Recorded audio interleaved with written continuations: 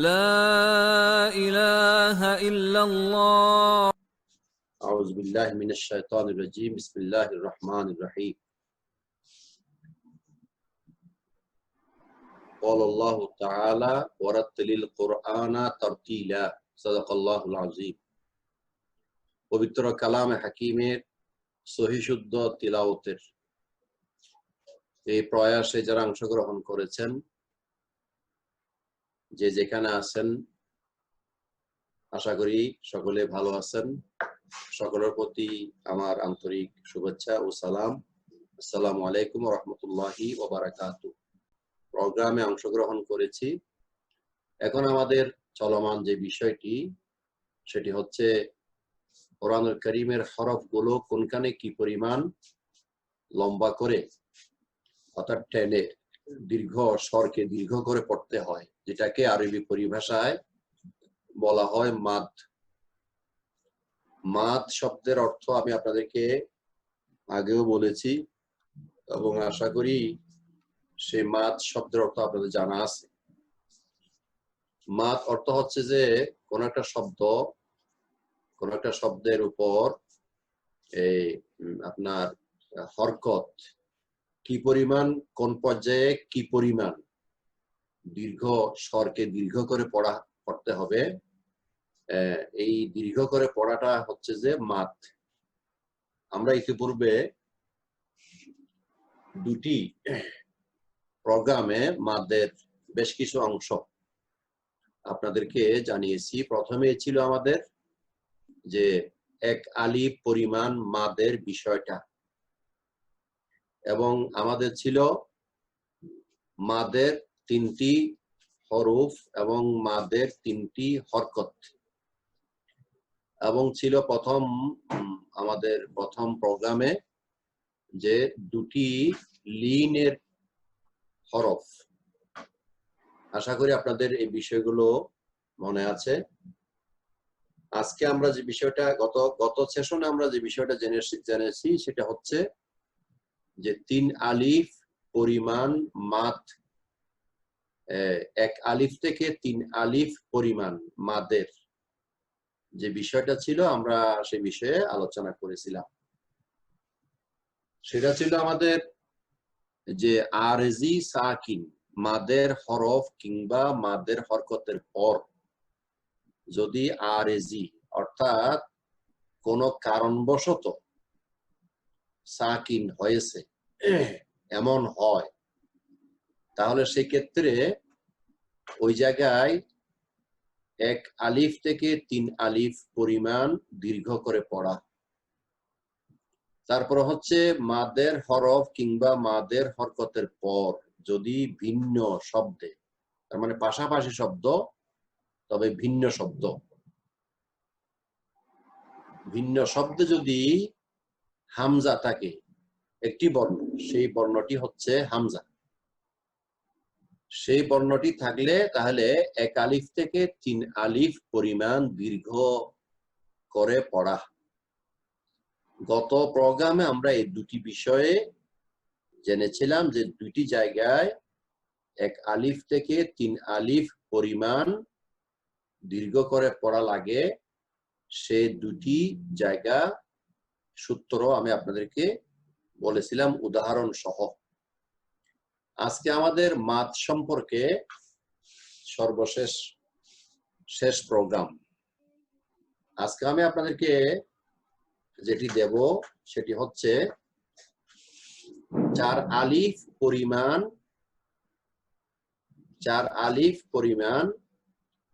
মাদের, চার আলিফ পরিমাণ মাদের বিষয়। সেই চার আলিফ পরিমাণ মাদের বিষয়টা আমি আপনাদের সামনে এখন পেশ করছি। আপনারা লক্ষ্য করুন,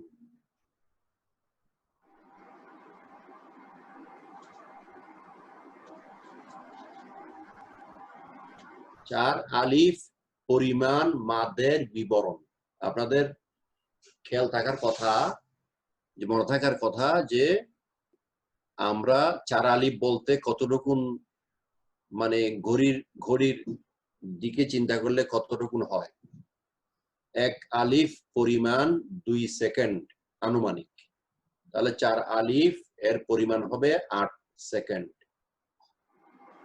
এই 8 সেকেন্ড পর্যন্ত কোন ক্ষেত্রে আমাদেরকে মাদ করতে হবে তার বিবরণ খেয়াল করুন। মাদের হরফ কিংবা হরকতের, অর্থাৎ মাদের হরফ কিংবা মাদের হরকতের পর 1 নম্বর শব্দে মানে কয়েকটা বর্ণ মিলিয়ে তো একটা শব্দ। মাদের হরফ কিংবা মাদের হরকতের পর কোন একটা শব্দে যদি তাসদীদ থাকে। 2 নম্বর মাদের হরফ কিংবা মাদের হরকতের পর হরফে বলতে হরফে মুকাত্তাআত। আপনারা কোরআন শরীফ খুলে দেখবেন 29টা সূরার শুরুতে বিক্ষিপ্ত কিছু বর্ণ আছে। যেমন প্রথমেই আমরা যে সূরা বাকারার কথা বলি, আপনাদের অবশ্যই জানা আছে সূরা বাকারার শুরুতে আছে আলিফ লাম মিম।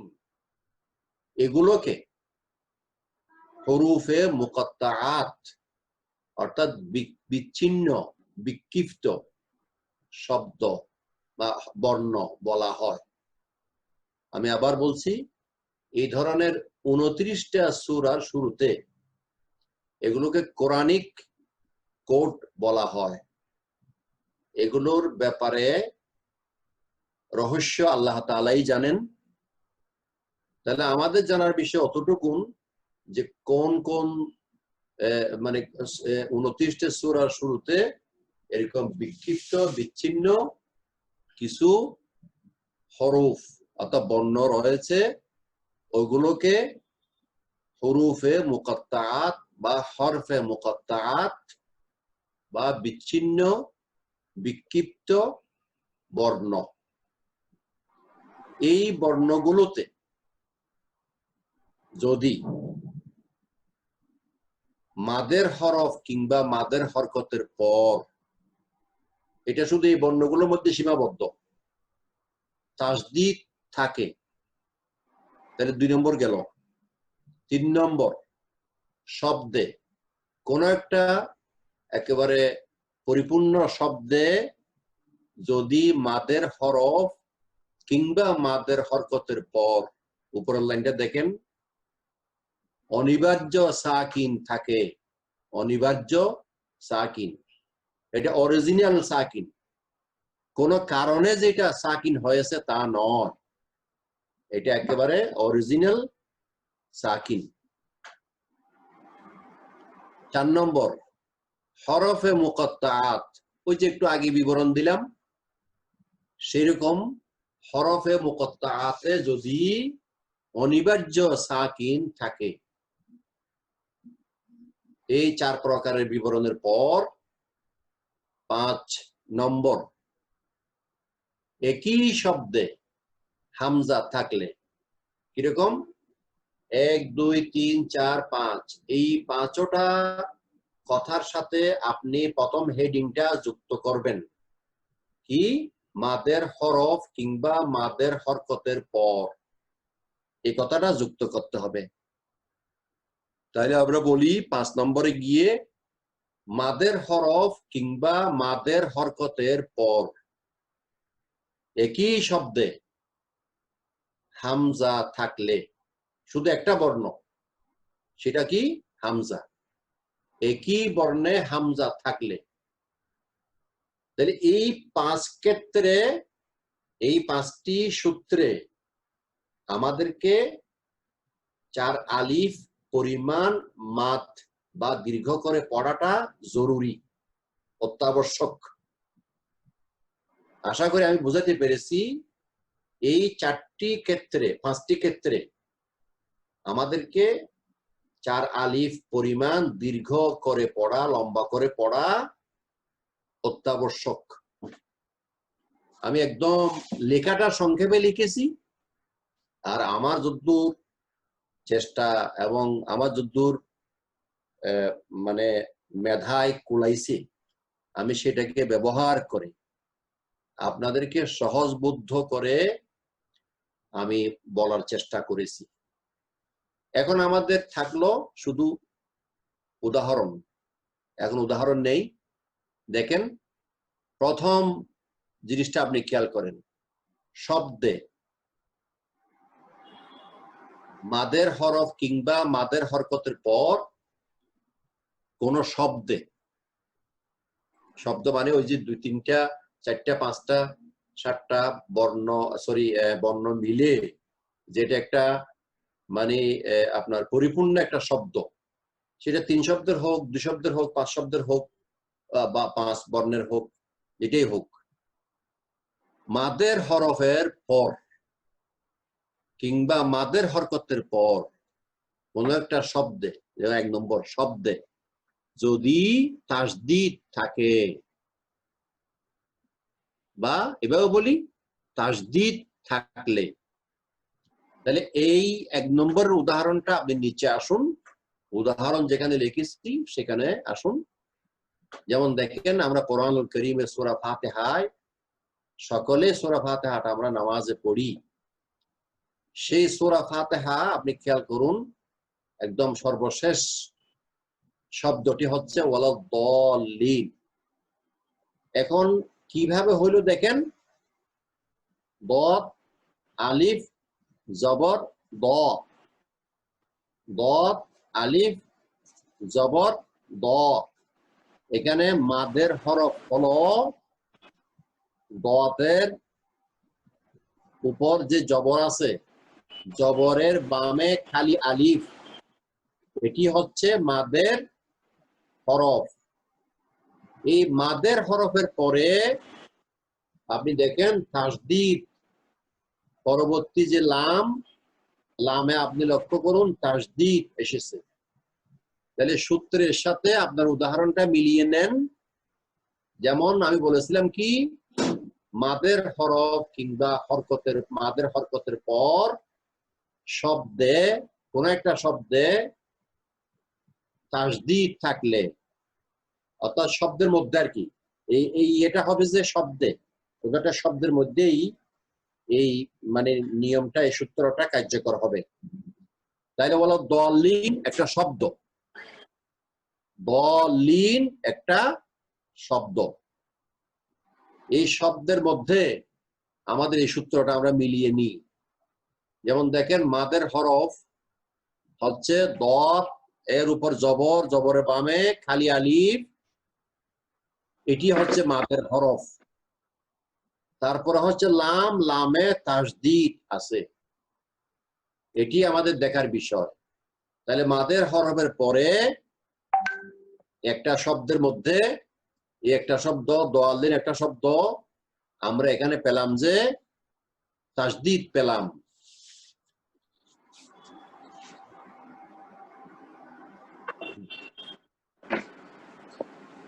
আমরা এখানে তাসদীদ পেলাম, এই যে আপনি লক্ষ্য করুন, বলো দলিন, আপনি লক্ষ্য করুন। তাহলে এখানে হবে 4 আলিফ, কিসে? বলো দলিন, 4 আলিফ পরিমাণ এখানে মাদ হবে। একটা গেল। তারপর দেখেন, হা আলিফ জবর হা, মাদের হরফ, জবর, হার উপর জবর, জবরের বাম পাশে খালি আলিফ, এরপরে জিম, জিমের উপর তাসদীদ। এই শব্দ, এটা একটা পুরা শব্দ, এটা পুরাটা একটা শব্দ। কোন একটা শব্দে যদি মাদের হরফের পর তাসদীদ থাকে, তাহলে এখানে হবে 4 আলিফ পরিমাণ মাদ হবে। আমি 2টি উদাহরণ দিয়েছি, 1 নম্বর সূত্রের 2টি উদাহরণ দিয়েছি। এবার দেখেন, এই তাসদীদটা ওই যে হরফে মুকাত্তাআত 29টা সূরার শুরুতে যে বিক্ষিপ্ত কিছু বর্ণ আছে সেই বর্ণের মধ্যেও আমরা এটা পেয়ে যাই। যেমন দেখেন, এটা একটু ভালো করে বুঝতে হবে, একটু খেয়াল করেন। যেমন দেখেন আলিফ, এটা হচ্ছে আলিফ, আর এটা হল লাম, এটা হলো মিম, এটা হচ্ছে মিম। এখানে তিনটি বর্ণ আছে, তিনটি বর্ণ। এটা সূরা বাকারার শুরুতে আছে।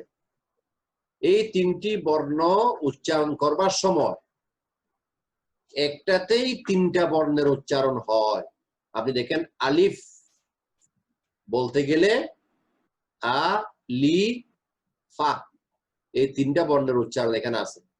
আলিফ বলতে গেলে স্বভাবতই আপনার উচ্চারণের সময় তিনটা হরফের এখানে উচ্চারণ হয়ে যায়।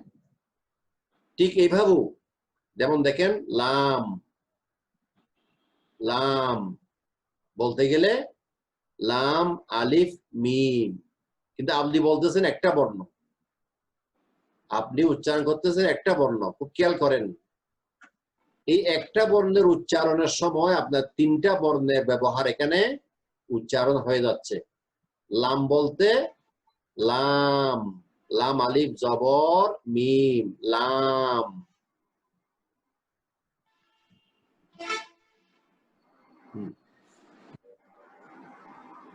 তারপর দেখেন আলিফ লাম, আলিফ লাম, এরপর হলো মিম।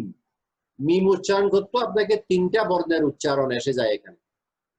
আমাদের এখানে দ্রষ্টব্য বিষয় হচ্ছে আলিফ এখানে নয়, লাম মিম। দেখেন লাম বলতে গেলে যখন মিম আমাদের উচ্চারণে এসে যায়, তাহলে মিমটা একটা এখানে, এখানে অরিজিনাল মিমটা একটা আছেই, তাহলে মিম ডাবল হয়ে গেল।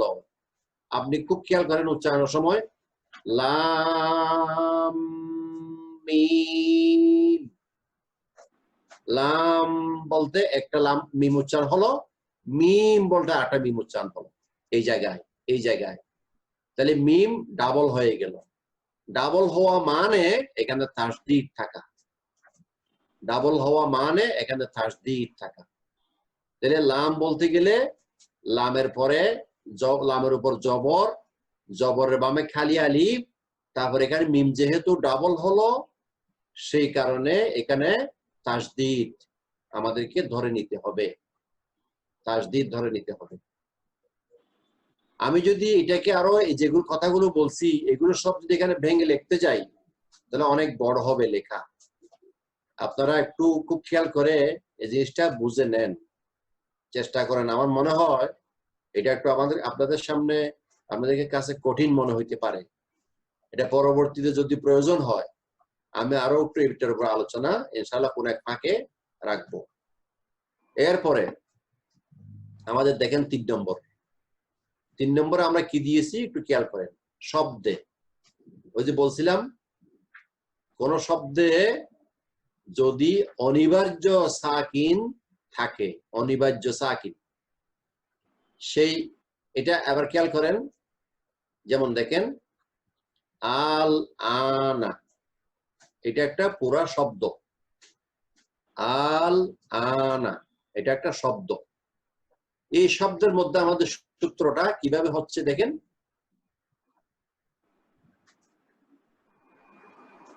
হামজা, হামজার উপর খাড়া জবর, এটা হলো মাদের হরকত। হামজার উপর খাড়া জবর এটা হচ্ছে মাদের হরকত। এই মাদের হরকতের পরে আমরা দেখতে পাচ্ছি লাম, লামের উপর সাকিন, এবং এটা কোন উড়া বা বাড়তি কোনো কারণে এটা সাকিন হয় নাই, এটা একেবারে মৌলিক সাকিন। এটা তার মানে এই এই এই শব্দটার যে মানে আপনার বুনন, এই শব্দটার বানান এবং এই শব্দটা গ্রামাটিক্যালি যেভাবে এই শব্দটা হওয়া দরকার ঠিক সেভাবে হয়েই এই লামের উপর এখানে আপনার সাকিন হয়েছে। এটা কোনো কারণিক বা কোনো কারণে এটাতে সাকিন হয়েছে এমনটি নয়। তাইলে আমরা সূত্রে পেলাম যে এখানে দেখেন 3 নম্বর, কোন শব্দে মাদের হরফ কিংবা মাদের হরকতের পর কোন একটা শব্দে যদি অনিবার্য সাকিন থাকে তাহলে আমরা এখানে মাদের হরকত পেলাম এই হামজা খাড়া জবর আ, এরপরে লামের উপর অনিবার্য সাকিন পেলাম। এই ক্ষেত্রে আমাদেরকে এই মাদের হরকতটাকে 4 আলিফ পরিমাণ দীর্ঘ মাদ করে পড়া লাগবে। 4 নম্বরে আসুন, হরফে মুকাত্তাআতে। যেই হরফে মুকাত্তাআতের পরিচয় তখন আমরা দিয়েছি। আপনি দেখেন শুধু এই যে এটা কি আপনারা লক্ষ্য করুন, নুন, একটা সূরার শুরুতে শুধু এই বর্ণটা আছে, এই বর্ণটা আছে, নুন ওয়াল কলামি ওমা ইয়াসতুরুন, এই শুধু এই বর্ণটা আছে একটা সূরার শুরুতে। আপনি দেখেন এই নুনটা শুধু একটা বর্ণ, কিন্তু এই বর্ণটা আপনি যদি উচ্চারণ করেন এখানে 3টা বর্ণ এসে যায়। কি? নুন, নুন ওয়াও পেশ নু, তারপরে এই নুনের উপর লাস্টের নুনের উপর জজম সাকিন, নুন। দেখেন নুন, ওই শেষের যে নুন, নুনের উপর সাকিন উচ্চারণ হচ্ছে, এটাও কিন্তু মৌলিক মানে সাকিন, এটা কোনো কারণে সাকিন হয়েছে যে সেটা নয়। যেমন আমরা আবার সূত্রটা বুঝে নেই, হরফে মুকাত্তাআত অর্থাৎ কোন আপনার শব্দের কোন সূরার শুরুতে যে বিক্ষিপ্ত বর্ণগুলো আছে সেই বর্ণগুলোতে যদি এই ধরনের একটা ঘটনা পাওয়া যায়, ওই বর্ণগুলোর শেষে যদি অনিবার্য আপনার সাকিন থাকে তাহলে এই ক্ষেত্রেও আমাদেরকে 4 আলিফ মাদ করা লাগবে। আপনি দেখেন এই 4 আলিফ মাদের একটা বর্ণ, বিক্ষিপ্ত একটা বর্ণ, এইখানে এই বর্ণটা উচ্চারণের সময় আমাদেরকে 4 আলিফ মাদ করা লাগতেছে এই সূত্রের মানে আওতায়। এরপরে আসেন 5 নাম্বার। যেমন দেখেন যা আ, এই সূত্রটা হচ্ছে একই শব্দে, অর্থাৎ আগেই ওই প্রথমে মাদের হরফ কিংবা মাদের হরকতের পর একই শব্দে যদি হামজা থাকে বা হামজা থাকলে 4 আলিফ পরিমাণ মাদ করতে হবে। এখানে উদাহরণটা দেখেন, যা আ, এটা একটা শব্দ, এখানে কি হলো, জিমের উপর জবর, জবরের বামে খালি আলিফ, এই মাদের হরফের পর একই শব্দের মধ্যে হামজা এসেছে, সেই কারণে এটা 4 আলিফ মাদ। সিআত, এখানেও একই অবস্থা, মাদের হরফ হচ্ছে ইয়া, জেরের বামে জজম বিশিষ্ট ইয়া,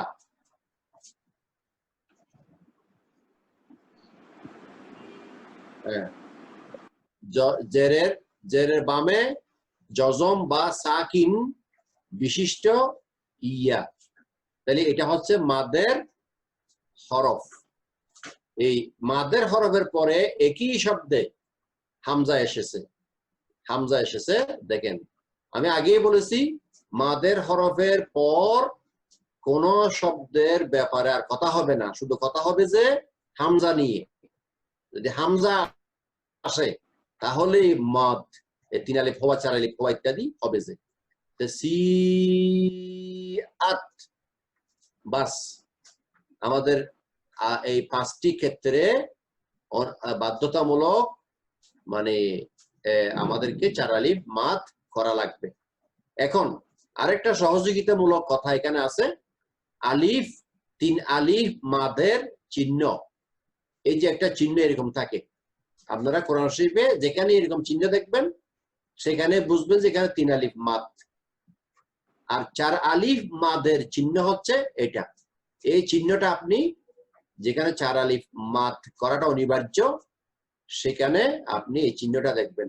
তবে 3 আলিফ মাদের বিধান হচ্ছে এটা অপশনাল, 1 থেকে 3 আলিফ। আর 4 আলিফ মাদের বিধান হচ্ছে এটা আপনার কম্পালসারি, 4 আলিফ মাদ করা বাধ্যতামূলক। সাকিন মানে সাকিন একটা আপনার এটা একটা হরকত, এই হরকতটা ইনএক্টিভ, এটা নিজে নিজে উচ্চারণ হইতে পারে না, পূর্ববর্তী বর্ণের হরকতের সাহায্যে উচ্চারিত হয়। যেমন দেখেন সাকিন, এই যে সাকিন, লামের উপর যে চিহ্নটা দেখতেছেন স্বরচিহ্ন, এটাই হচ্ছে সাকিন। যেমন দেখেন হামজা, হামজা লাম খাড়া জবর আল, আর আপনি যখন হামজাটা বাদ দিয়ে দেন, খাড়া জবরটা বাদ দিয়ে দেন, এটা যদি উচ্চারণ করতে চান তখন এটা উচ্চারণ করা যাবে না, এটা কিন্তু দুর্বল, এটাকে ধরে উঠাইতে হয়। এটি হচ্ছে সাকিনের পরিচয়। আমি আশা করি আজকে আপনারা, যদিও একটু কঠিন মনে হয়েছে, কিন্তু আমি অত্যন্ত সংক্ষেপ করে বিষয়টা আপনাদেরকে বোঝানোর চেষ্টা করেছি। 4 আলিফ পরিমাণ মাদ করতে হবে এই 5টি ক্ষেত্রে, এবং এই 4 আলিফ পরিমাণ মাদ অনিবার্য, এটা বাধ্যতামূলক। এবং সেক্ষেত্রে আপনারা যদি এখানে কোনো একটা কথা ভুলেও যান, তাহলে কোরআন শরীফের বিভিন্ন জায়গায় এই চিহ্নগুলো যেখানে দেখবেন, এই চিহ্নটা যেখানে দেখবেন সেখানে 1 থেকে 3 আলিফ পরিমাণ মাদ করবেন, আর এই চিহ্নটা যেখানে দেখবেন তাহলে সেখানে 4 আলিফ পরিমাণ বাধ্যতামূলক মাদ আপনাদেরকে করা লাগবে। আশা করি আমরা আজকে এই মাদের আলোচনা শেষ করেছি। পরবর্তী আমাদের পাঠ হচ্ছে ওয়াকফ।